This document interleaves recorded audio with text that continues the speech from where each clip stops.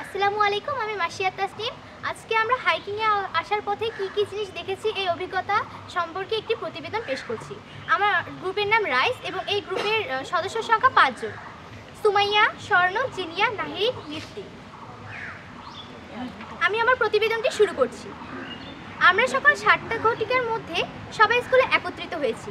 এরপর আমরা আমাদের ইউনিট লিডারের কাছ থেকে কিছু দিক নির্দেশনামূলক তথ্য পাই। এরপর আমরা আমাদের প্রয়োজনীয় তৈজসপত্র নিয়ে তৈরি হয়ে যাই। ছেলেদের দল 7:45 ঘটিকায় স্কুল ত্যাগ করে এবং আমরা মেয়েদের দল 8:20 ঘটিকায় স্কুল ত্যাগ করি। স্কুল থেকে বের হওয়ার পর আমরা বিভিন্ন চিহ্নের সাহায্যে আমাদের গন্তব্যস্থলে এসে পৌঁছেছি।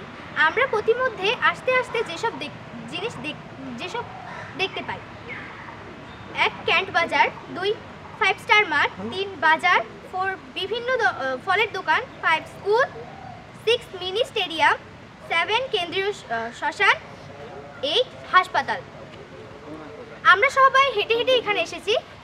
আস্তে আস্তে আমরা অনেক আনন্দ পেয়েছি। আমরা এখানে আস্তে আস্তে দেখেছি বিভিন্ন মানুষ তাদের বিভিন্ন কাজে ব্যস্ত। আমরা প্রতিমধ্যে দেখেছি মসজিদ, বাজার, হাসপাতাল।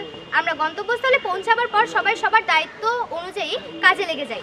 আস্তে আস্তে আমরা আমাদের সকলকে বিভিন্ন জিনিস বহন করতে সাহায্য করেছি। আসার সময় আমরা সৈয়দপুর পৌরসভা উপজেলা বিভিন্ন বাসভবন দেখেছি। ধন্যবাদ।